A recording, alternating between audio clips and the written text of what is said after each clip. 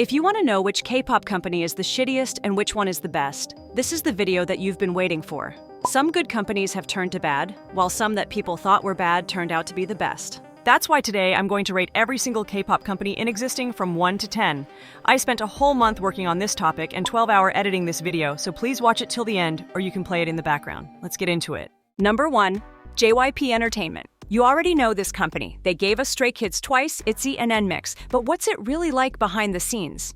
JYP is that company that's like the chill parent. They feed their idols, which shouldn't even be a flex, but it is. They don't force crazy strict diets, and they're not out here running people into the ground like it's boot camp. One thing I really respect about JYP is how long-term their idol groups are. Twice debuted back in 2015, and guess what? It's 2025, and they're still not disbanded. That's wild. Most companies would have pulled the plug after 4 years. Even though JYP plays it safe sometimes, like their concepts aren't always groundbreaking, they really do take care of their artists and give them the time and space to grow. They don't just throw them away after 1 or 2 comebacks. And yeah, there were some controversies. One time they overworked twice after their comeback, but that was just one time. It's not like they're known as a company that overworks idols. It was just their busy season, a money-making time. But there was some sensitive drama. Like the whole Tsuyu Taiwan flag drama back in the day. China was mad, fans were going off, and it was a huge mess. Tsuyu had to publicly apologize, and people were like, damn, that's harsh. But looking back, I think JYP handled it strategically. Was it fair? No. But by getting her to apologize quickly, they calmed the storm. It stopped the harassment from Chinese fans, and most importantly, Tsuyu still got to continue being an idol. Some companies would have just let her get destroyed. So, props for that. Also, let's not forget about the A2K audition. Even though the American K-pop group that debuted from that show isn't as huge as Twice or Stray Kids, they're still doing way better than most non-Korean K-pop groups. And this is just the beginning. A2K might not be massive right now, but it's proof that JYP is trying to expand globally. Who knows? There might be more international auditions like A2K on the way, and if you're not Korean, that's a big deal. Overall rating 8.9 out of 10. Not perfect. But they treat their idols like real people, support long careers, and know how to manage chaos without ruining everything. Number 2, KOZ Entertainment. This one's a bit messy. So here's the thing. KOZ has potential. They've had some really good groups over the years, like 4-Minute Beast, CLC, G-Idol, Pentagon, and now Lightsum. But if you've been in the K-pop game for a while, you already know. KOZ has a reputation for not knowing how to handle success. Let's talk about the idol graveyard. Beast left the company and had to rename themselves. 4-Minute disbanded. CLC, we don't even talk about how badly that group was mistreated. Pentagon, after Shine, they deserved to pop off. But KOZ didn't really push them properly. And don't even get me started on how Hyuna and Dawn got kicked out after dating publicly. It's like KOZ gets a gem, polishes it halfway, then throws it in a box and forgets it exists. But here's the plot twist. G-Idol is keeping this company alive. Those girls carry KOZ on their backs like it's leg day every day. Their music hits hard, they have global fans, and they built their own brand. Honestly, if it weren't for G-Idol, KOZ would be one scandal away from irrelevance. So yes, they still debut idols, and there is a chance to grow in this company, but only if you get lucky and don't get stuck in a group they ignore. Want to be an idol here? Just know you'll have to fight for your spot, and maybe even do your own marketing on the side. Overall, I rating this company 5 out of 10. Could be higher, but the company keeps tripping over its own artists. If you debut in a successful group like G-Idol, you might thrive. Otherwise, it's a gamble. Number 3, SM Entertainment. Let's talk about SM, the OG K-pop powerhouse. This company is the blueprint, the granddaddy of polished visuals, perfect harmonies, and iconic dance routines. We're talking about TVXQ, SNSD, SHINee, EXO, Red Velvet, NCT, and now, RIZ. And our favorite Gen 4 aespa, some fan even compared them to Blackpink and said that they are the Blackpink of Gen 4. And they got to perform at Coachella as proof of their fame. But here's the tea. SM artists usually look like they were genetically engineered in a lab. And their music? Super experimental, sometimes hits, sometimes you're just confused but vibing anyway. But their training system is elite. If you debut under SM, you're almost guaranteed a strong skill set. SM groups usually have long lifespans. Look at SHINee, still kicking, still slaying. The production value is crazy high. Comebacks feel like events. If you really want to become an idol but know that your talent is mid, maybe putting your future in SM Entertainment isn't such a bad idea. They have more trainees than YG and JYP combined, and they're known as the mother of K-pop for a reason. SM has the biggest K-pop family tree in K-pop industry and has debuted more idols than any other company in history. This company is the biggest of the big three, and you might actually have a higher chance of debuting in one of those 7 to 9 member groups, even if your talent is just average. It's 20 times easier to debut under SM than YG and 10 times easier to get picked by SM than by JYP. But there are also the downside of join SM, like long training period with no guarantee of debut. Unfair line distribution. You might train 7 years just to say 3 words in a song. They push certain visuals or members so hard, some idols get sidelined completely. Also, if you're dreaming of full creative freedom, SM is not the place. It's a very company decides everything kind of system. You show up, sing your part, and smile. Still though, SM is prestigious. If you debut under SM, you're instantly respected in the industry. You'll get top-tier styling, legendary stages, and loyal fans. Overall, I'm rating this company 7.5 out of 10. Great training, iconic history, but you're signing up for a system, not a personal journey. If you're okay with following the rules and being molded into a star, this is the place. Number 4. Pledis Entertainment. Where do we even start? This company is like that one friend who sometimes does amazing things but constantly makes you nervous because they've got a history of just vanishing from the group chat.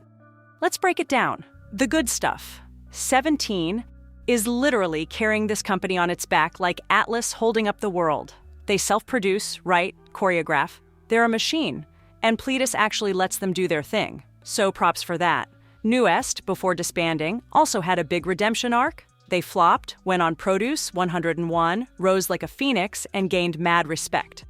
Pledis artists are usually talented AF, like well-rounded in vocals, visuals, and dance. They don't debut a bunch of random groups and throw them away. They're very selective, which can be a good thing. But now the drama, After School, Pristin, Hello Venus, Newest, all had potential, all just kinda disappeared. Pledis is low-key the queen of abandoning girl groups. And don't get me started on the lack of promotion. If your group isn't 17, you're basically left to survive on Twitter hype and 1 YouTube upload per year. Even now that Pledis is under HYBE, their system is still kinda mysterious. Not as bad as before, but there's room for improvement. Also, let's be honest, if 17 didn't succeed, this company might have faded into the background. But with 17 being one of the most powerful groups right now, and Pledis now having HYBE's resources, there's hope. Overall, I'm rating this company 6.5 out of 10. Good if you're a boy group with self-producing skills and a strong team. Risky if you're a girl group. Number 5, YG Entertainment. Alright, YG, let's be real. This company is the definition of high risk, high reward. You either make it big like Blackpink, or you disappear like you never existed. Now, don't get me wrong, YG has some serious history. They built legends like Big Bang, 2NE1, iKON, and of course, Blackpink. That YG style is a whole vibe. Edgy, confident, not too cutesy, just straight cool. If that fits your personality, YG might feel like your dream company. But here's where it gets messy.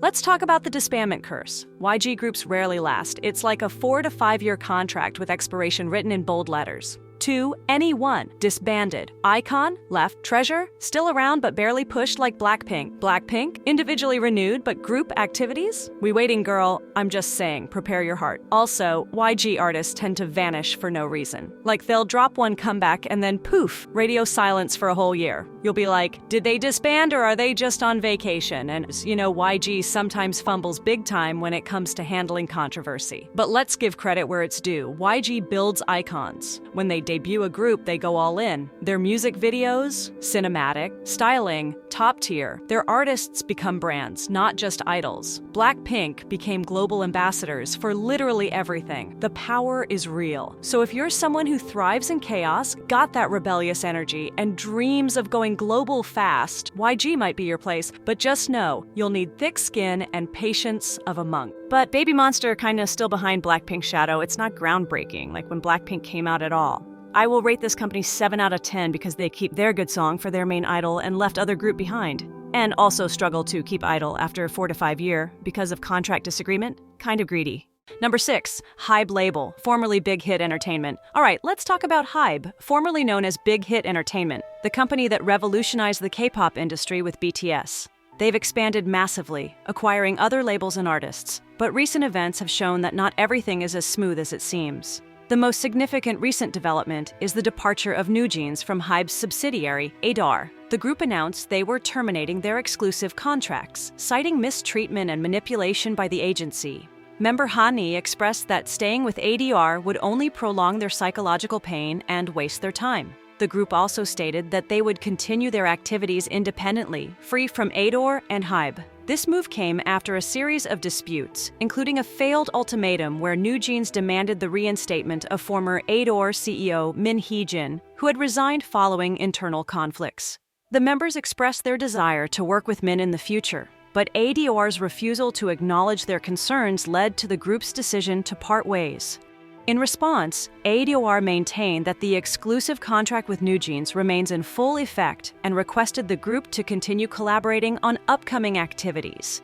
Additionally, NewJeans has announced plans to adopt a temporary new name amid the ongoing contract dispute, holding a public contest to decide on the new stage name. They emphasized that they have no intention of returning to HYBE or ATTRAKT, citing the company's failure to fulfill their obligations and alleging attempts to harass and attack them. Final rating is 4 out of 10 because of new Jean incident. HYBE has undeniably been a game changer in the K-pop industry, but recent events with NewJeans highlight significant internal issues. The company's failure to address artist concerns and the subsequent fallout with one of its most successful groups raise questions about its management practices. If you're considering joining HYBE, be aware of the potential challenges and the importance of artist welfare within the company. Number 7, Woollim Entertainment. All right, now let's talk about Woollim Entertainment, a company that, to be honest, doesn't get as much attention as it deserves, but has been quietly putting out solid groups for a while now. They're under the radar for most people, but once you dig a little deeper, you'll see they've got some heavy hitters under their belt. So let's dive into what makes Woollim tick. First of all, Infinite. Yeah, you remember them, right? The group that brought you iconic songs like Be Mine and The Chaser. They were one of the groups that really set the standard for performance and choreography in K-pop.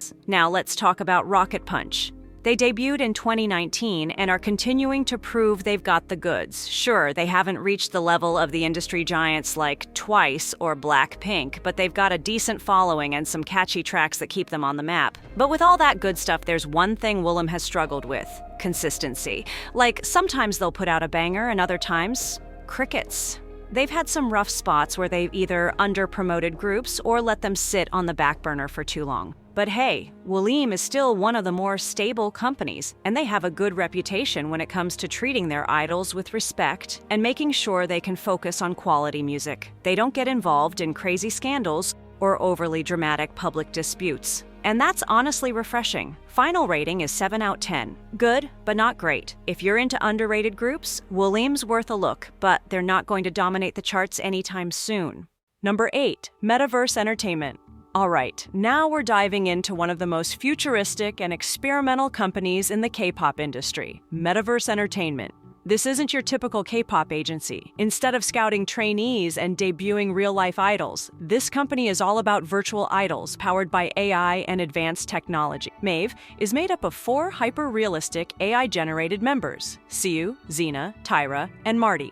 Well, Metaverse Entertainment is a joint venture between Netmarble F and C and KOZ Entertainment. They also have a virtual influencer named Rena, who participates in dance challenges, social media campaigns, and brand deals, just like real idols.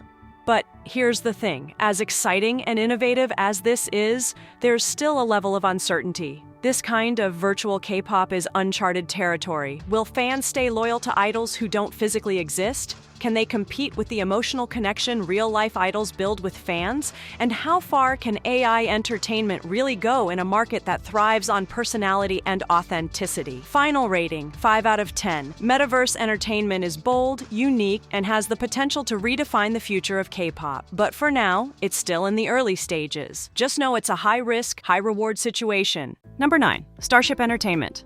All right. Now let's talk about Starship Entertainment. It may not always be in the spotlight like the Big Four, but this company has been leveling up lately, and a lot of that is thanks to IVE. Let's start there. IVE exploded onto the scene in 2021, and honestly, they haven't missed. From 11 to Love Dive and After Like, these girls have been stacking hits like it's nothing. Their sound is chic, catchy, and super polished. HYBE has become one of the top 4 teeth gen girl groups, with awards, viral moments, and massive brand deals to match. They proved that Starship knows how to create a group with strong concept, visuals, and staying power. Before HYBE, Monsta X was Starship's flagship. These guys have been consistent for years. Powerful performances, global tours, and a loyal international fan base. Then there's WJSN, Cosmic Girls. Underrated but reliable. Still, Starship hasn't always been consistent with their promotion, and WJSN sometimes ends up on the back burner. Starship's biggest weakness is management consistency. They sometimes drop the ball when it comes to giving all their groups equal love. That and a few behind-the-scenes issues with trainees leaving early hint at room for improvement. Still, Starship is stable, well-connected, and knows how to launch a hit group. With IVE leading the charge and Monsta X holding strong, they've proven they're not to be slept on. Final rating, 8 out of 10. A solid company with real star power. Number 10. ATTRAKT Entertainment. Now this one, it's honestly one of the most painful examples of a company that had a golden opportunity in their hands and fumbled it hard. So here's the tea. ATTRAKT was just another small company in the sea of unknown labels until they hit the jackpot with 50/50. And let me tell you, Cupid wasn't just a regular debut song. That track went viral globally. Like Billboard charts, TikTok, Western radios, everything. People were calling 50/50 the next Blackpink or Twice because they came from a small company and still blew up without the big 4 backup. But then the lawsuit happened. The girls accused the company of shady stuff, and the CEO clapped back with lawsuits of his own, saying they were being poached by outside investors. It turned into this big mess, and next thing you know, the group literally disbands before they could even have a proper comeback. Honestly, I don't think the company is pure evil or anything. They clearly had some good marketing and vision, but their management skills? Questionable. The damage is already done, and now they're just trying to survive. Maybe they'll launch a new group in the future and learn from their mistakes, but let's be real, that 50/50 moment was once in a lifetime. Overall rating, I will only give this company 6.5 out of 10, because the potential was there, but they tripped over their own success. A word of advice. If your group experiences big success like New Jeans or 50/50, please try to avoid suing your own company if you can help it. Even if you're successful, your group is still new. And believe me, no CEO wants to hire a K-pop idol who has a history of suing their own company. I'm not taking the side of K-pop companies. I'm just looking out for new idol groups that are left with no job after a lawsuit. I've seen it happen many times. Even New Jeans hasn't fully recovered or joined a new company yet. Try to meet your company halfway, no matter what the issue is.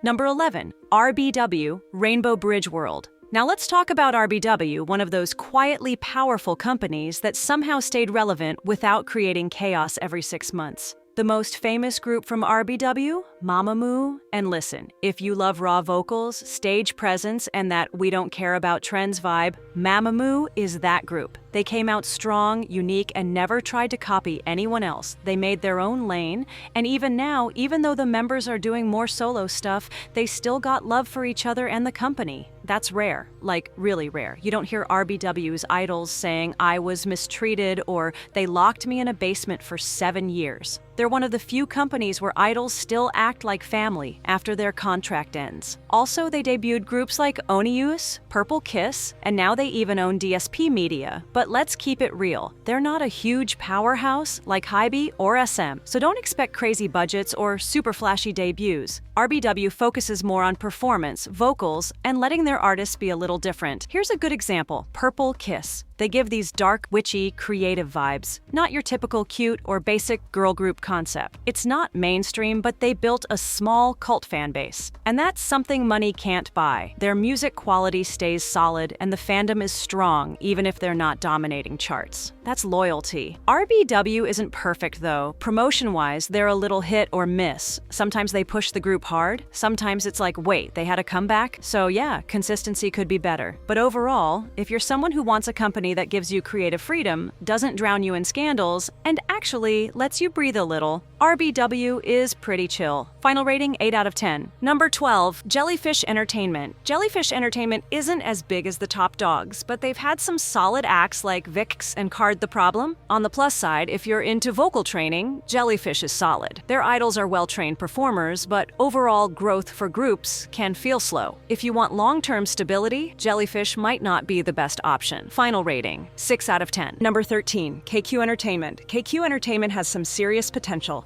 The company is behind ATTRAKT, one of the most popular groups in the K-pop scene right now, so you know they've got talent. They have a great reputation for artist development and giving their group solid creative control, which is rare in this industry. The catch? KQ is still small. They don't have the resources or power that the bigger companies like SM or JYP have. So while ATTRAKT is doing great, KQ could easily struggle if another group doesn't hit it big. They also don't have a ton of other groups or solo artists to back them up. But if you're looking to be a part of something with huge potential and more personal attention, KQ might be a hidden gem. Just know the risk of being in a smaller company. This one I will rate the way they treat artist and trainee 10 out of 10, but for overall rating is 7.5 out of 10. Great potential, but too small to guarantee long-term success. Number 14, P Nation. P Nation, founded by Psy, has quickly made a name for itself. With high-profile artists like Jessie, Dawn, and Hona, the company is all about artistic freedom and supporting its artists' unique styles. They've got a strong focus on giving their idols more control over their music and image, which is a big draw for many. However, P Nation is still pretty small compared to the giants like SM or JYP. They've got great talent, but their group lineup is limited, which means there's not a lot of diversity in their roster yet. Also, their future is somewhat uncertain. It'll be interesting to see if they can keep growing. Still, if you want to join a company with a creative, artist-first environment, P Nation might be one of the best places for you. Final rating, 7 out of 10. Number 15. Jennie from Blackpink, OA, Atelier. Keep an eye on this one if you're looking for an opportunity in the future. Jennie has officially opened her own company, Atelier, OA, and while it might seem like an exciting new chapter, the truth is, I don't think Jennie has what it takes to run a company completely on her own, at least not yet. Even Psy, with his wealth and experience, struggled to make P Nation as big as the top-tier labels. When an idol starts their own label, it's tricky because they understand the struggle of being an idol, and that often makes them too soft. But softness isn't what K-pop trainees need. They need strong leadership and tough guidance to really push them to succeed. So while OA is a cool project and Jennie is doing something innovative, it might not blow up in the same way companies like HYBE or SM have done. It's something to watch, though, because who knows? With Jennie's massive influence, OA could grow into something special over time. Overall, I rate it 4 out of 10. Number 16, Fantagio Music. Fantagio is a bit of a hidden gem in the K-pop industry. They've been around for a while and have produced solid talent like Astro and Weki Miki, but they're still not considered one of the big players like SM or YG. The good thing about Fantagio is they're focused on quality over quantity. They don't churn out idols like some of the larger companies, and that can be a good thing if you're looking for a more personalized and supportive environment. However, the downside is that being a smaller company means less resources and less exposure for the idols compared to the big leagues. If you're an aspiring trainee, this might be a good choice if you want a tighter-knit group with more attention from the company. Overall, I rate it 7 out of 10. Number 17, C9 Entertainment. C9 Entertainment has been slowly but surely making a name for itself, especially with CIX and Singularity gaining some attention. While they're not the biggest company in K-pop, they have definitely shown potential and seem dedicated to developing their artists. They're a mid-tier company but have the potential to become bigger over time. But if you're looking for a place where you might get more creative freedom and a chance to develop your own identity as an artist, C9 might be worth considering. Keep an eye on them. They could surprise us in the future. Overall, I rate it 7.5 out of 10. Number 18, MLD Entertainment. MLD Entertainment is a company that's been steadily growing, especially with groups like Momoland, who hit it big with songs like Boom Boom. They have the potential to produce catchy hits and gain popularity, but there's a lot of uncertainty about how they'll evolve in the long run. The downside to MLD is that they are still somewhat of a mid-level company that doesn't have the same consistent output as the industry giants. However, they are a great choice if you're an artist who wants to break into the industry with some support but not deal with the pressure of larger companies. Momoland's success proves that MLD can create viral moments, so if you have the right potential, you could get big with them. However, their willingness to push out unique music makes them an interesting choice for trainees who want to make a name for themselves. Rating, 6 out of 10. Number 19, FNC Entertainment. First, let's start with their biggest success, CN Blue and FTISLAND. These are two of the longest-standing K-pop bands and have been incredibly influential in the K-pop scene.